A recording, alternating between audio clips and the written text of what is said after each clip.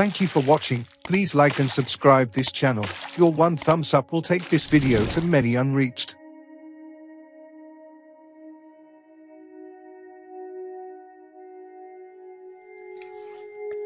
स्तोत्र 4 यात्रेचें गीत.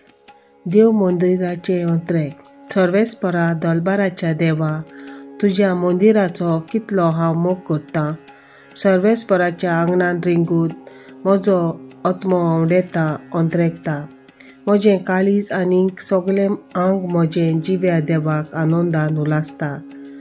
तुजे वेदीचेर दलबाराच्या सर्वेस्परा म्हज्या राजा आनी म्हज्या देवा, गिरबोज्यां परी मेळटा बिराड आनी पाकोल्यांक पिलां काडूंक आयतो आसा गुंटेर. तुज्या घरांत रावता ते मनीस कितले बागी, दीस रात तुजी वाखाणणी करीत आसात. जीं कोण तुज्या आदारान सियोन दोंगराची वाट धरची आशा काळजान बागलूनूच आसात, तीं खरेंच बागी.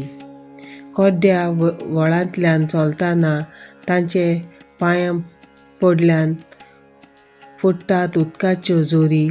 श्रद्धेच्या पावसाचो तांचेर आशिर्वाद पडटा. चडत चडत तीं मुखार वेतात आनी शेकी सियोनांत तांकां मेळटा देवाचें दर्शन. दलबाराच्या सर्वेस्परा म्हजें मागणें आयक.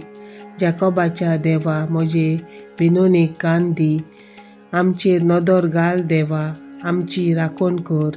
तुवें मागलोल्यांक भलेपणान सांबाळ. आनी खंयसरूय 1000 दीस काडचे परस तुज्या आंगणांत एकूच दीस रावंक मेळ्ळ्यार अदीक व्हडलें भाग. पापयांच्या तंबूंनी बिडार घेवचे परस म्हज्या देवाच्या घराच्या उमरार पांय दवरूनच हांव अदीक बागी. सर्वेस्पर देव आमचो आसरो, तो आमची राखण करता, कृपा आनी मोहिमा वांटून दिता. गुन्यांव विणे चलतल्यांक सर्वेस्पर आपली देणी दिनासतना रावचो ना.